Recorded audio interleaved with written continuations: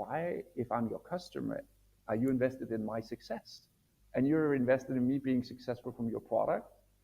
Whereas if I join your organization and I'm your employee, you go, you're a resource.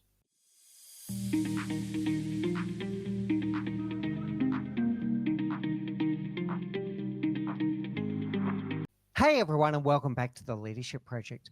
I'm greatly honored today to be joined by Rasmus Holst. Rasmus is the CEO of an organization called Zensei, who is putting together what they call a human success platform around a theme of learn, perform, engage. And these words have already got me captivated about what this means. What is human success and how do we develop it in our people for greater success of them, greater success of the people, greater success of everyone. So I think this is going to be a wonderful conversation and I'm dying to get into it. So without any further ado, Rasmus, I would love it if you would say hello to the audience and tell us a little flavor of your very interesting background, but what inspired this work around the human success platform? First and foremost, thank you for having me on, Mick. It's an absolute privilege to be on the podcast. So, one of the things you can say, it's always difficult. You need to find a genesis for what inspires you to do what you do today. I grew up in rural Denmark. I always had this ambition to be out in the world and about, and my life has taken me to more than 100 countries. It's taken me to have my family live in Luxembourg and in San Francisco, and now coming back to Denmark. It's had me work with all of the big revolutions we've had. I did internet billing systems at the beginning. I've done mobile systems when mobile was the big thing. And now we're then in an AI revolution. But the one thing that stays true across all of this, I've been in cybersecurity, I should say. But the one thing that stays true in all of this is that it's people who've made my journey. It's people who've made the products I've been part of building. It's people who I remember who've been part of building the way I got to be who I am today. And therefore, as we build a platform, we didn't just want to build something which is one more learning platform that sits in a market that's a lot congested and all this. We actually went back to first principles and thought about human resources as a thing. Either it depends on who you talk to. Either it's old Roman from Roman warfare and how you actually counted people and put them in battalions and whatever have you, or it's an industrial age kind of phrase. And still today, where we've added mobile, we've added internet, we've added AI, we've added all of these types of things, and we tout that as great revolutions, and we build Gartner hype curves and all of those kind of things. And I've also seen a few of those hype curves never make it. We haven't really involved how we think about our teams for many, many years. So the way we see it and the way we try to explain it and what inspired us to do this is essentially human resources as a word. And just think about how we think about resources in like how we use the environment and stuff like that. Resources is something we use, it's something we throw away. And that's how we describe our colleagues.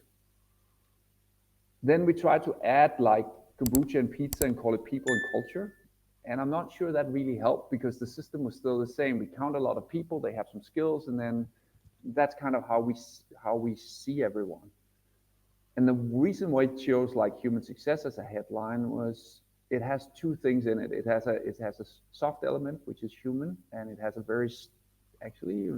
fairly hard master element in it, which is success. And we already saw this movement with customers. Today in SaaS, we will talk about customers as customer success. And we were made wonder, why, if I'm your customer, are you invested in my success? And you're invested in me being successful from your product. Whereas if I join your organization and I'm your employee, you go, you're a resource.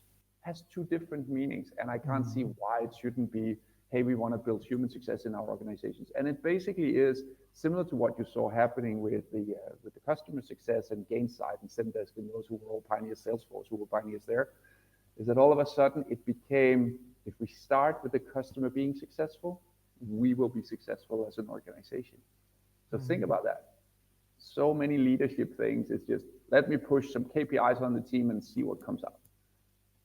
what if we flip the script and said, what if our team members are successful? Whether they stay with us or whether they join another organization and become a VP or SVP or CEO of another organization and say, thank you for what I learned. I was the best I could be with your organization. I showed up every day. I got better. I learned. I performed, all of those types of things. And now I'm moving on. Or they stay with us for 10 years. The ambition really is that you build this bottoms up by everyone coming to work with a view that they want to be the best version of themselves, because that's the real sad truth of the workplace today. It doesn't matter if you take a McKinsey survey, a Gartner survey, or whatever, 2 out of 3 are not happy at work, which means you're not building a mission, or you're not building something that they can see themselves thrive in. Or then the employees will complain, I don't have promotion. That's because you just see it as the company. Be willing to create super fans who move on to different organizations, but will still talk greatly about your company. Look, that's what we do with customers. We love the person who bought our product one place, who moved on to the next place, is then the evangelist for your product there. And the same thing happens with people. We have people at the baseline of it, and that's how we want to succeed, I think. Yeah, brilliant, Rasmus. Thank you. That's a wonderful start to this conversation. And I got to tell you that a lot of what you're saying is resonating with me very loudly. First of all, that all businesses are people businesses. And if you don't understand people, you don't understand business. And that's still the case today. Is that a Simon Sinek, I think? It is indeed. And here we are, like in the AI revolution, that's still going to be the case. We're still, it's going to be how we use AI to augment the human experience and the human success, but it's not going to replace the heart of our business is the human beings. And that's exactly our point. There's so much which is essentially about AI replacing humans, right? And mundane tasks and all of that. But until we get to the day where I'm hopefully not in the workforce anymore, where AI bots manage AI bots who build software by AI bots and all of that, and it's AI bot procurements that buys from AI sellers. Until that ever becomes a reality, which I actually don't believe in, we will have to manage this gap between AI and humans. And I think right now, if you talk only technology, there's a massive hype on the AI side. I think if you talk to people, there's a fear also of, is this going to take away my marketing writing job? Is this going to take away 10 of our coding jobs? All of those types of things in the future. And only if you allow people to embrace how we're using this technology, as whether you're the employee looking at this going, oh, is this a risk for me? Or whether you're a CEO looking at this going, how can I make my business more efficient? You still need to glue together that amazing technology that we're getting access to with people wanting to be successful in your organization and wanting to do the best thing for your organization. So we think human success together with AI actually puts a lot of the right things in place. Also as a leadership methodology where you instead start to think about, how do we make the team members most successful and they contribute to the organization rather than the organization forcing KPIs, technology, all of that into the organization. Yeah, I'm loving the reframing, Rasmus. I'll play back some of the other things I was taking away there. When you say human resource, we've used that term for decades, and it makes me feel like a number. It makes me feel like I'm a tool that's going to be used to the company's end. That I could be just anyone. You're also right that we've had a bit of a pivot in the last decade or so where people started to go, oh, we've got to put our customer first was the first language. Customer centricity was the next language, which was important, but then it was customer success. It was if we make our customer successful, we in turn will be successful. But how are we successful? We're successful through our people. Not at the expense of our people, but through our people. And one of the quotes, I can't remember who said this one, maybe you can remember, that you should treat your people like they're your most valuable customer, and then they will in turn treat your customers in the right way. It's a Richard Branson one. That's a Richard Branson one. Okay, there you go. He says, don't treat your customers well, treat your employees well, and they will take care of your customers for you. There you go. Yeah, something like it's in that frame. It's close enough. Yeah, love it. All right, so I love the term. Let's unpack it one step further. What does success mean to you, Rasmus? When you say success and we say human success, what does that mean? So if I now first start with my role as a CEO, and then I can take it as Rasmus. So I think that what, again, giving you the similarity with customer success, what that gave us was an output number of an NRR, net revenue retention, which is essentially a forward multiple of how good is your business at retaining revenue, upselling your customers, and all of that.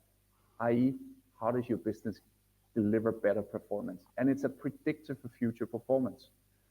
What we've struggled with for years is to find future performance of organizations. Because you're always going, if I was asked by a venture capital fund or private equity fund or anything to review my business, they would very clearly ask me about, hey, what is your NRR? What is your annual recurring revenue? All of those metrics that are financial. And especially NRR, they would ask because then they know, are we able to, do we have a roadmap where we can upsell them? Just think about that. That's learning. That's how you build additional value. If I did nothing to my product for 5 years, what is worth 100 today would definitely be worth like 10 or 15 in 5 years. But they never ask me about my people. And then if you take the next one, right, then you ask about adoption and engagement for the product. So if you've sold to 1,000 customers, how many use it on a daily basis? There's MAU, DAU, all of those things. And you go, only 20. They would go, I'm never going to invest in your business. I'm happy you sold the licenses, but if nobody uses it, you're going to be out of business at some point. But nobody asks me who shows up every day at the organization. And it's 70% of my cost, right? I don't get these questions. And it's the biggest predictor for whether I will be successful, because my last questions to many of these, the VCs and investors are, what would you rather invest in? A mediocre product with a super engaged team, or a really great product with an unengaged team? And they will, of course, answer, yeah, but I can change some of the team and all of that. But really put to the point, most would invest in the team. Yeah. So what we're thinking human success is from a CEO perspective is, if you now take the same metrics, the roadmap is your learning. Right? It's how much value, how much information do you put into, how much skill do you put into your organization for a future predictor. The other thing is, how engaged are they? How do they show up every day? How do they influence the organization? How do they actually push the organization to do something? And then how do they perform against goals? Because if you have all of those three, and only if you have all of those three, you actually can start to predict the future of how your business is going to go. And I'll give you one last example of where we found inspiration in this. But those are the three things. And interestingly, if you take one of those out, you have a different situation. So if you have somebody who's learning and not engaged, but not who's learning and engaged but not performing, either you have some sort of, the goal setting is not right. Maybe they have a manager issue.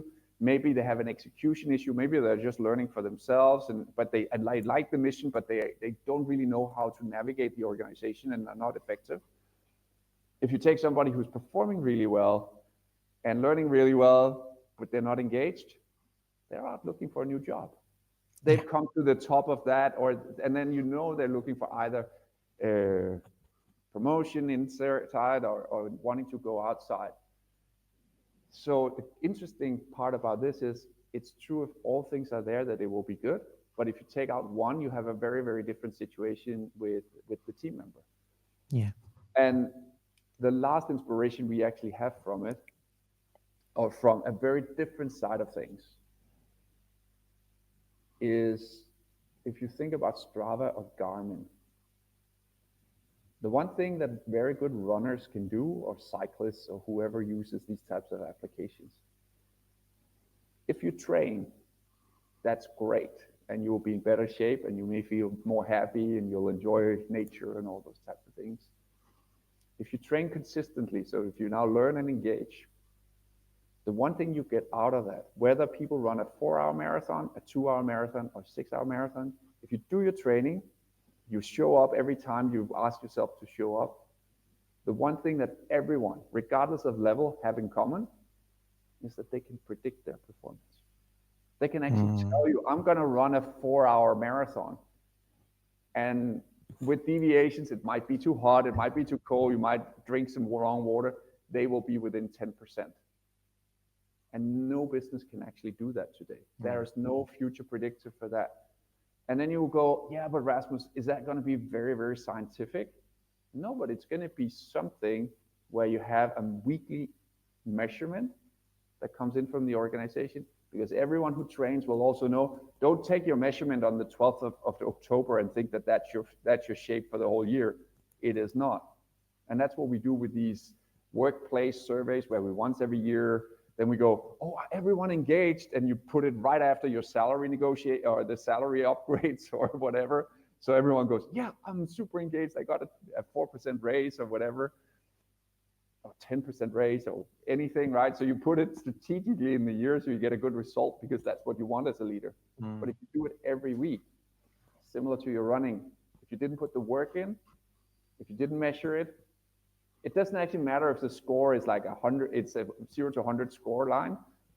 You know that if it drops below 80, you're starting to go, oh, this is not good. Right? Yeah. We'll need to take action.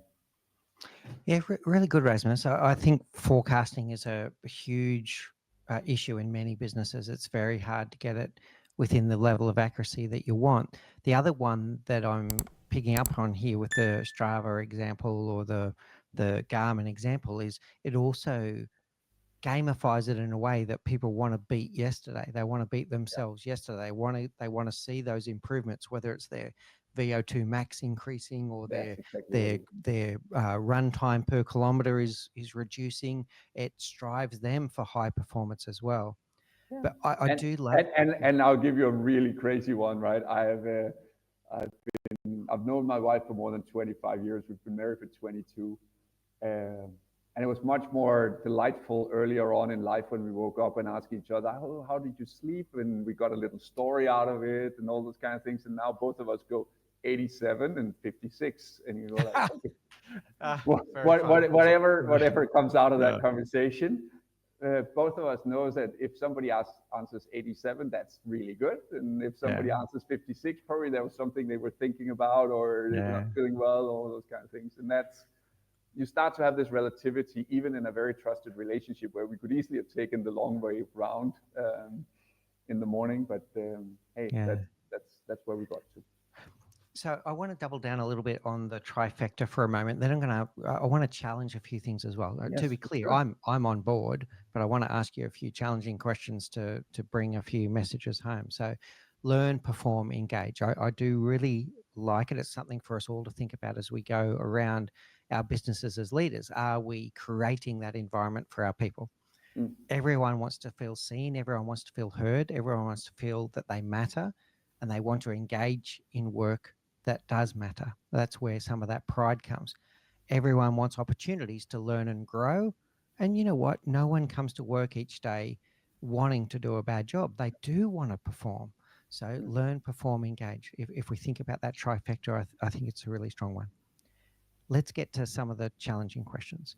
Everything that we're talking about, CEOs have been saying for a long time, oh, people are our most valuable asset. There's that word asset/resource again, but people are our most important asset. It's our biggest resource. It's our biggest differentiator.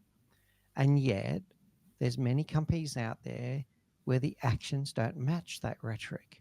They'll say that the people are the most important thing, but then when it comes to the crunch time of a decision, the decision doesn't seem to match the rhetoric. What's missing, Rasmus? I think there are a few things missing.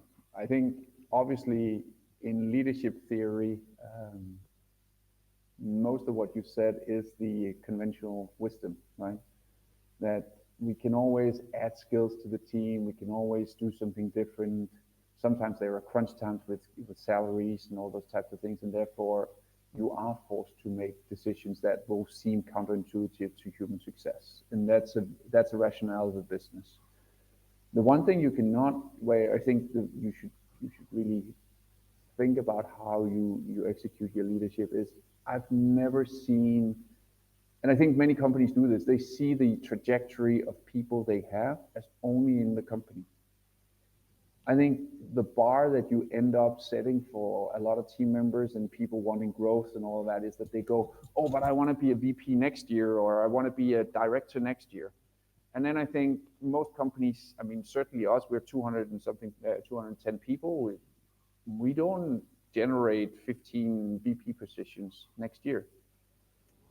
And that means you have to have a discussion with people of how do you get to VP level, not just for here, but for anywhere, and be happy for those people who move on.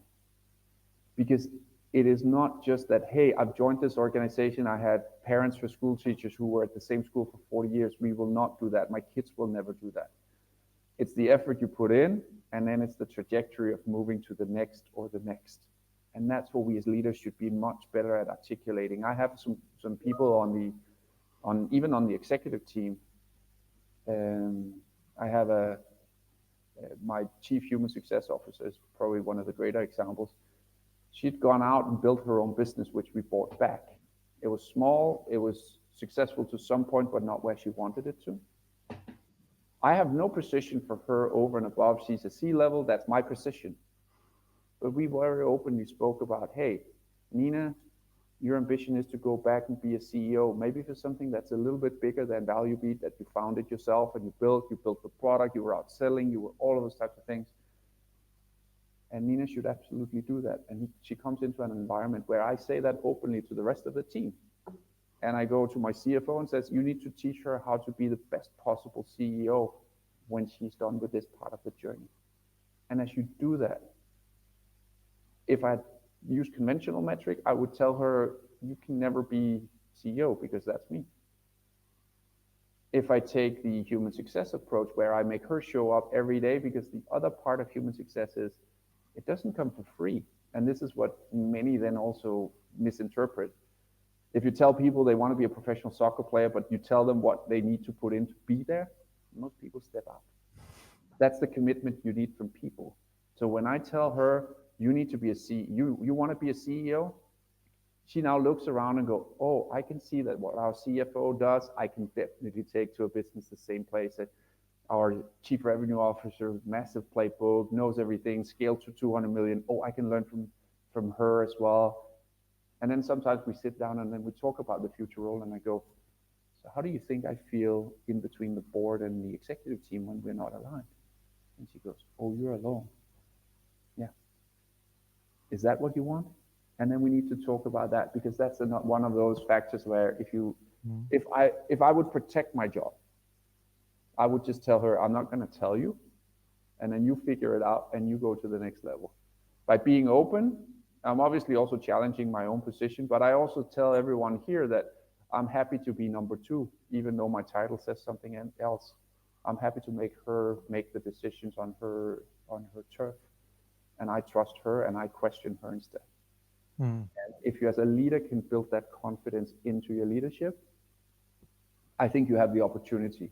Because on days where the business haven't performed and you're 50% below budget and all those kind of things, there are tough decisions, and they will probably not be human first, because they will mean that you will lay off some team members and all that. And let's not say that will never happen again in human, because you call it human success. This will happen. There will be business decisions. There will be divisions you will sell off, or there will be M&A and new people coming in and all of those types of things. What you can do is to make sure that you uplift the team and you make sure that they have opportunity in the business or outside the business. And you start from where they want to go and you use their momentum.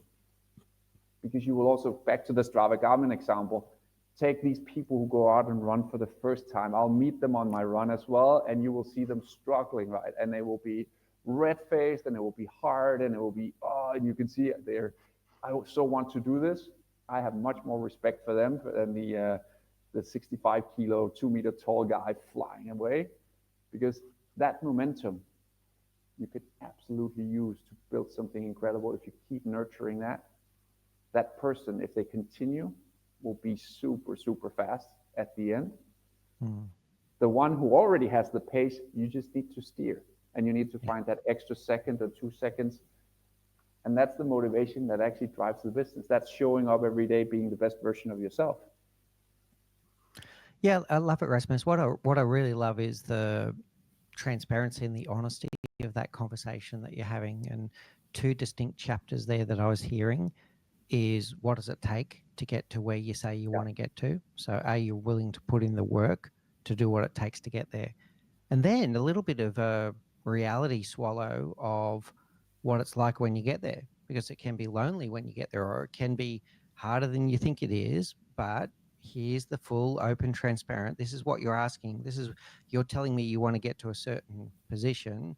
This is what it takes to get there. And this is what it's like when you get there. The one I'd like to add is to also challenge, why do you want to get there? Because if they're only doing it for the job title, or not doing it for the right reasons, they won't enjoy it when they get there. Nope, that's a What are very your good thoughts? point. Yeah. I know it's a very true thing.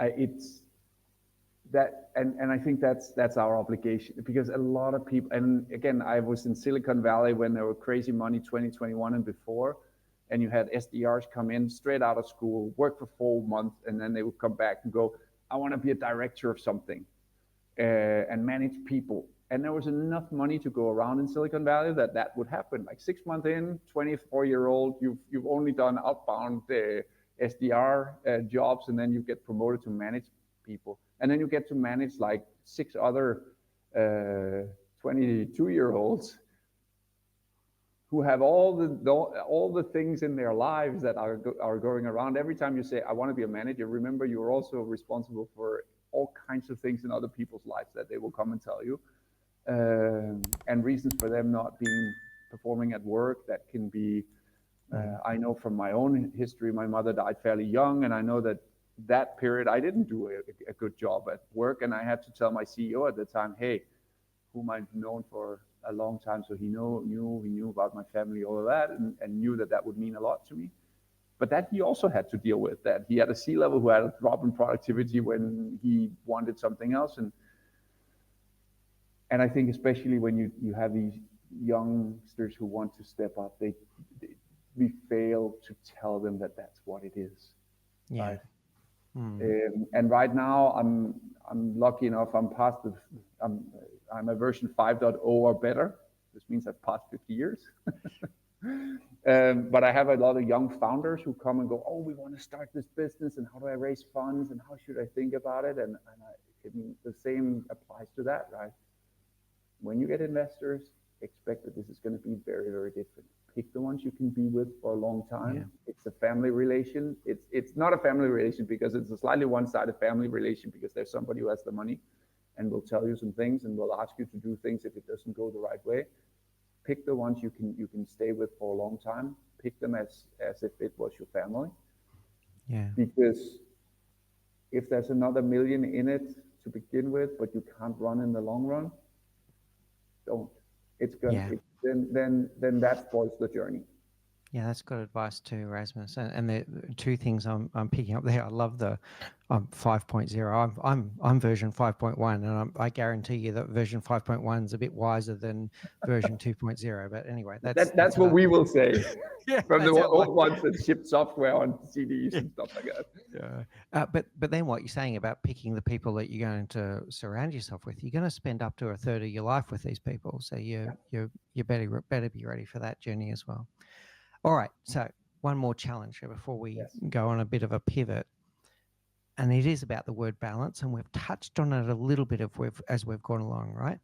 So you're telling us that human success is the answer, that we're going to invest in human success, and then the humans will look after the success of our customers, etc. And I'm fully prescribing to this, Rasmus. I'm completely committed. What I want to know is about the balance of when the tough decisions come. I'll give you a model that we talk about sometimes on this show, which is that we believe that there's 3 models of leadership. 3 dimensions of leadership: leading self, leading others, and leading the business. And there's going to be times where you have to make some pretty tough decisions. And you could be very human success oriented and make a decision that's wonderful for the people, but terrible for the business, or even terrible for yourself. Or you could make a really decision that's in the short term really good for the business, but it's at the detriment of the people. It's at the expense of the people. You with me? So like Mm, with all of this very much. decision making, how do we make a decision that isn't at the expense of myself, isn't at the expense of the people, isn't at the expense of the business, but is a balanced decision Yeah. that drives the company in the direction that we want to go? I think when you start with human success, I've been in companies where I had 7 traits of leadership and 4 traits of self-leadership, and whenever asked about them, this is maybe a confession, I remembered 3 or 4. Just that empathy, excellence, doing something, and then you don't really remember, which means you will never live them. So the way we've thought about this, and as I said in the beginning, human and success are actually polar opposites. Human success is an outcome. Success is measuring yourself against something that has a value. Human is about showing up as a good human every day. So if you think about it this way, of the 2 of us now on a small team, who's responsible for being a good human on the show? We are, right? Yeah, But both. as who's responsible for this going well? And if I broke down, who would pick me up? You would, because you're a good human. So that's the same for the team. Yeah, nice. And that's showing up with compassion and everything every day. But also we want to have some listeners, because otherwise we've done this for the fun of it, and I would still enjoy that. But if we have 1 listener, is that success? Is 100 listeners success? Is it 100,000? Is it a million? Yeah. Over time, if we only meet once and the outcome of this is 10, 50 or whatever, but if we consistently needed to do this and we needed to do it for a living, we also know what success is, because we know that we need to get to 10,000 to make our living and pay everything and pay the studio and all of those types of things. And if you embrace those 2 and actually go the same way with success, who's responsible for the success of this episode? We are. Who's responsible for me showing up and being the best I can possibly be here? I am, and you are. So there's nobody in here who's not responsible for this outcome. And I think sometimes we make the outcome of things someone else's fault, and sometimes the market will collapse. But then success looks different. And if you're always able to articulate this in a human, meaning a compassionate, and a success, a very hard way, sometimes human will lose to success. Sometimes success will have to lose to human. I can give you one example from our own business where human won against success.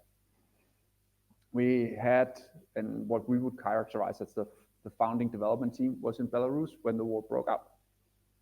And obviously you can't have that, but these people, many of them had been with us for a long time. Then you have 2 options. Easiest business decision would be cut all ties. It has no cost.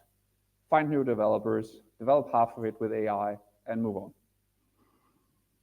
That was not the decision we made, because they'd been with us for a long time. And then you could make the second interim decision, which was, we'll take the best ones and then we'll move them.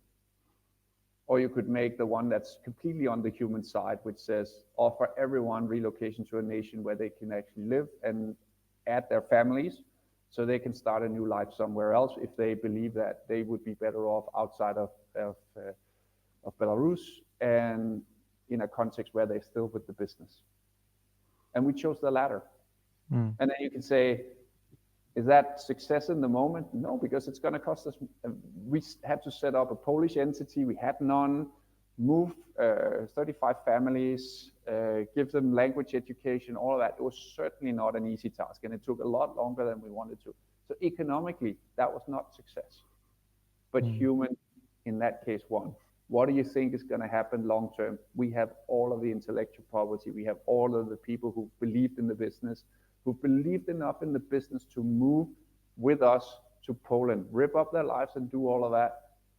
We promised we will pay for that, and we will upgrade your salaries to Polish salaries and all that. Who do you think will win in the long run? We all win. The business, yeah, or everyone. Yeah, exactly. Everyone wins, right? And the people win. Their commitment to the business is bigger. In the notion, there were 3 decisions, right?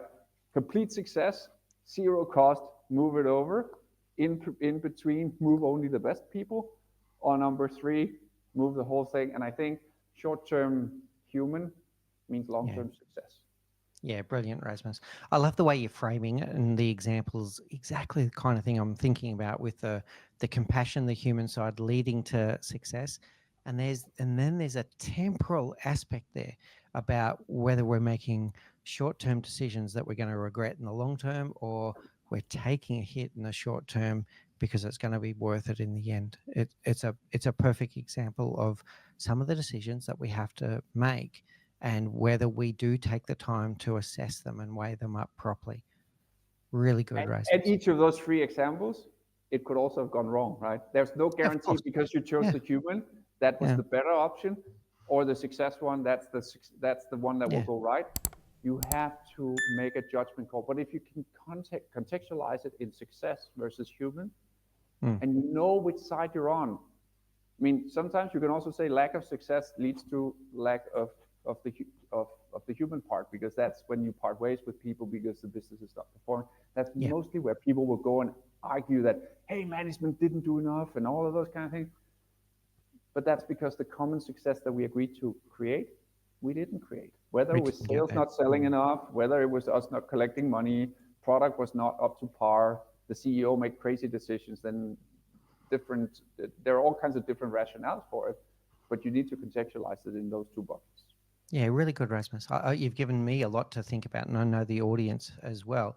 I want to now follow my curiosity on something else. And for the people watching the video podcast, you're going to see something on Rasmus's title here. So he's the CEO of Zensei, but he's also got this LMS 365 against his name. Tell us what LMS 365 is. That's what we used to be.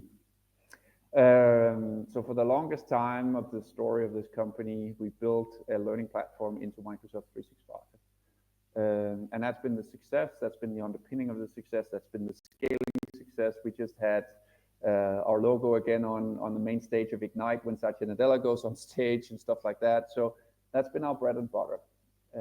But as I talked about, when you want people to perform at their best, you need to set an ambition that's not just let's go sell tomatoes in a can, to people who want to buy tomatoes in a can.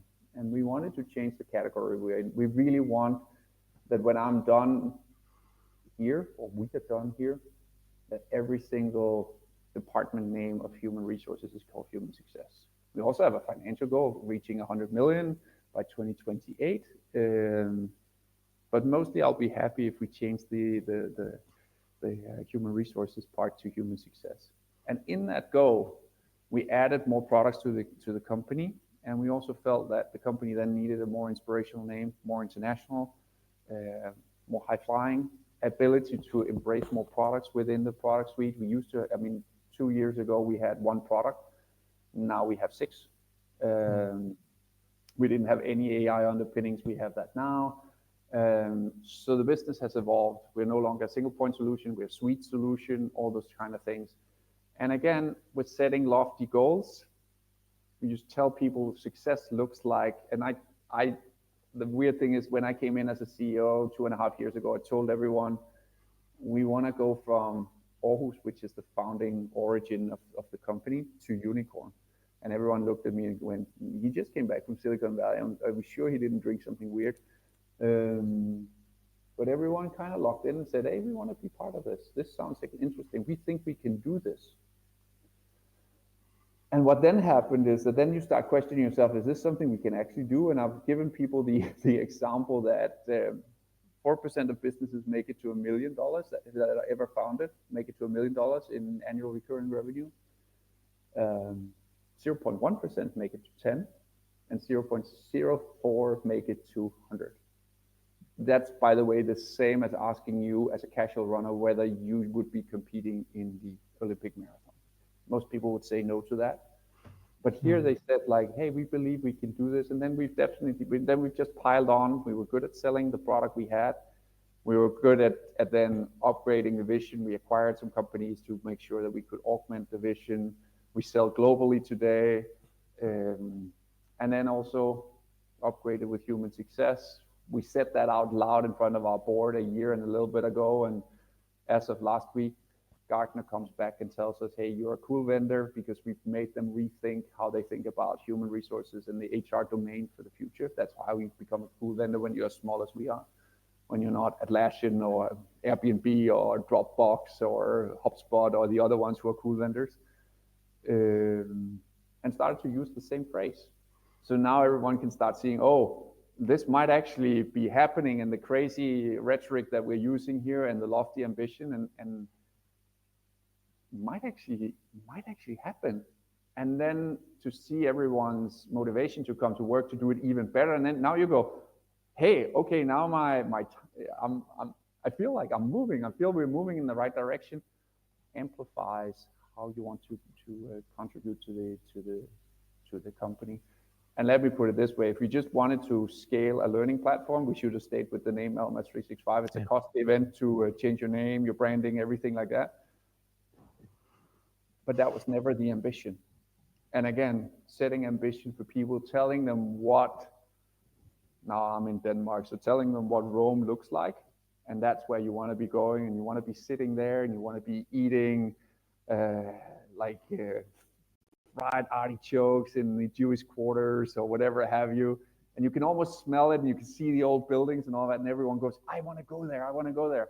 And then you go, yeah, there's some highways through Germany, there's some mountains and all of that. They will find their way through. You need to tell them that there are dangers on the way. There will be Germans in Audis at 200 kilometers an hour, and there might be snow in the Alps, and the Italians are they're the craziest drivers in Europe, and you need to contend with that, and traffic through Milan, or all of those types of things. But the team will find their way through that because they can already feel like, oh, I'm sitting there. We have snow and gray and gloom in Denmark right now. So I'll be sitting there in the sun and sipping a good red wine and enjoying and seeing the people walk by. It's the same. That's what you've set with human success. You set the goal for the journey that we all committed to each other. As long as we can see that, we will also show up in the best possible way we can.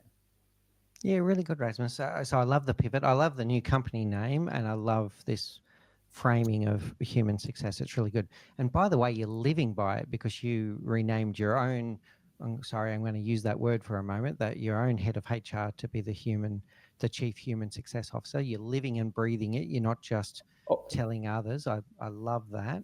You know that we did the craziest LinkedIn stunt. LinkedIn doesn't gate your title change.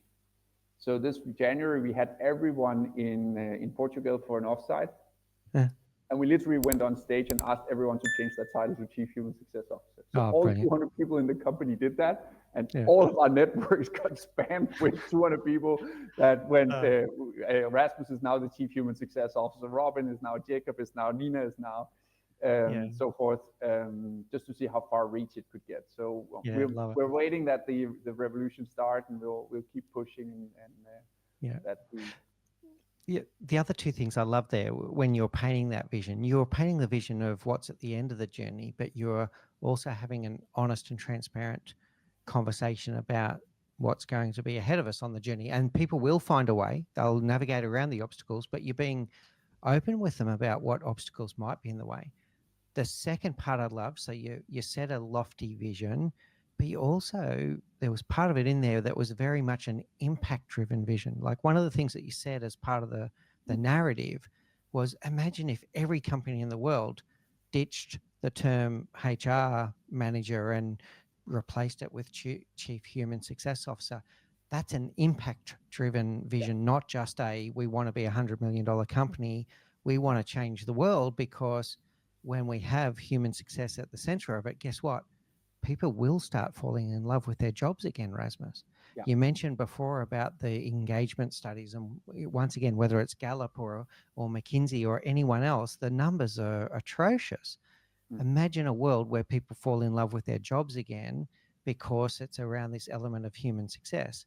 And by the way, when they have an environment where they're learning, where they're performing, where they're engaged, they're going to do their very best work. They're not just going to enjoy their job again, they're also going to do their very best work. I think it's very visionary, Rasmus. So thank you for sharing this with us today. I'd like to take us now to our rapid round. So these are the same 4 questions that we ask all of our guests. So what's the one thing you know now, Rasmus Holst, that you wish you knew when you were 20? Patience. I'm naturally impatient. I've made all of the early career mistakes of yelling at my bosses for not thinking that this was going fast enough and been told to sit down and all of those kind of things. So patience is one, and understanding is the other one, of who's next to you. Is actually nice not one. understanding of the subject. I've been lucky enough that as a very stern CEO, I know this will be a little bit longer than a rapid round, but a very stern CEO took me and told me, I sat at the top helm of products. I ran product. I was the king, requirements in, all of those types of things. And the CEO came and said to me, I don't like what you're doing. And I went like, I know that if I look around the team, I'm definitely not bottom 10%. And he went like, no, you've never carried the bag. You've never sold anything. I hate your business cases. And if we were a public company, what you do would harm us. And by the way, on Monday, you start in sales and here's your region. And I went like, what? I went, is there no option? And he went, nope. And by the way, the sales review is on Tuesday. And did my first sales review. All the usual terrible mistakes. I called my budget and he picked the whole thing apart and went like, you're crap at this. Go do this again. Thursday is their next sales review. Got better. I eventually moved back into product. But let's be honest, that taught me a lesson. He was, as a leader, not human success. He was very stern. He was very direct. It was to the point where everything was meticulous. If you showed up with anything that was below a 2 me back to any customer meetings, he was going like, you're not representing the business and stuff like that. So very different leadership style. But I will say that the leadership team he had, of the 6 of us, one has his own venture fund today. And we have 4 CEOs, and the CTO has stayed as CTO. So it was a different way of actually pushing you. But that's the understanding. And I'm so lucky that I'm here today, having run engineering organizations, product organizations, sales organizations, marketing organizations. It took me to my 50th year to become a CEO. This is my first CEO job. But I felt that when I said yes to it, I understand everyone around me. And therefore, I am confident enough to be number 2. So understanding of who's next to you and patience. Very good. Thank you for sharing your story along the way of reinforcing that message. I really liked it. What's your favorite book? So the one that has most profound impact on me was actually 7 Habits of Highly Effective People. And it was not the whole book. It was a little scheme, which essentially says you have in your life between 5 and 7 roles. Describe those. And they include your family. They include you as an athlete or whatever you want to be. Include you as they describe yourself as a mentor, and you can only take 10 things you can focus on a week in a week. Write the week headlines at the top and put in the 10 things you want to focus on for this week.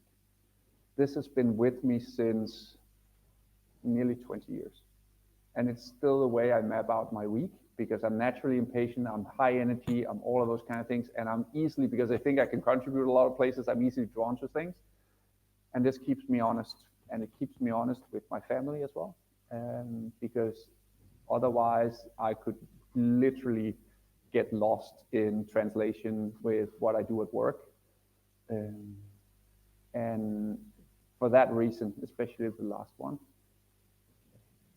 this has been my most important tool. And it's in the beginning, it was a sheet of paper and I printed it out and I wrote down, and now it's more, it's just a notepad. It's not, at some point there was a plugin for the calendar, never learned to use that. It's just my notepad is organized that way. And I know how I deal with it. Right now I'm reading a lot about AI and how that's going to impact us and all those kind of things, but as the most profound impact, that's the one. Yeah, nice. Thank you. You can see how much it means to you, and you can see how it's impacted pretty much your daily and weekly habits and living by it. Yeah, really good, Rasmus. What's your favorite quote? Actually, the one we use the most is the Richard Branson one. Oh, really? Yeah, it is. So it's actually it's so crazy that we've not talked about this before. But the 2 quotes we use to describe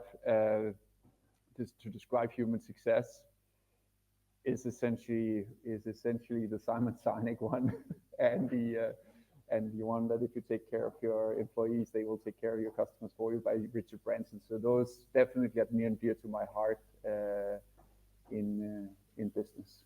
All right, so people listening, you may not believe this. That was completely unscripted. That was unscripted. We accidentally fell into that, but that's really good.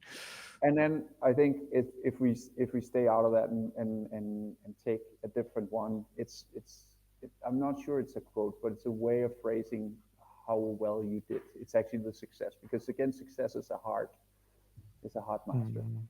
And we have this Danish cyclist who won Tour de France twice, Jonas Vingegaard. And the one thing that he always does, he's a very shy person. He doesn't make a lot of noise like some of the other riders, but he did win twice. And whenever they asked him, he always said, I did my best, and I know I did my best. If he got beaten, that's what it is. The other ones were better. If he wins by a huge margin, he also knows he did his best. And for me, that's what I try to live by. If I know that I showed up that day and did my best, if competition outcompeted me, hey, so be it. If my son outran me on our run, which he does every time, I know I did my best to try and keep up for as long as I possibly could. I tried my best at home to be a good dad. And if that's the way you can live your life by, and that's your own measure of success, there's nothing that's outside that can make the boat tip for you. I think that's where true fulfillment and success can come from, instead of the external validation. Being proud that you did your best and know that you did everything you possibly could to get the best possible result, and that you'll show up again tomorrow and try your best again. Yeah, you can control the effort, and you can control the level of perfection you accept as your output, but you can't control the outcome. That might be, if I looked at this business and said, oh, we want to be a $100 million and a unicorn, so $1 billion valuation, just give me valuations from 2021. There were companies getting, we passed the 30 million mark. There were companies getting sold at 30x ARR. We would have been there, but I can't get that back, and I can't control that. The fact that we traded a different, I can show up every day, the team can show up, and we can build the best business we possibly can. If the valuation is something we strive for and measure ourselves against, we'll fail, because that's dictated by something else. Yeah, brilliant, Rasmus. Now there's going to be people that have been enthralled by this conversation around human success and everything we've been talking about, and they're probably interested in Zensai and potentially even LMS 365 as a building block within that.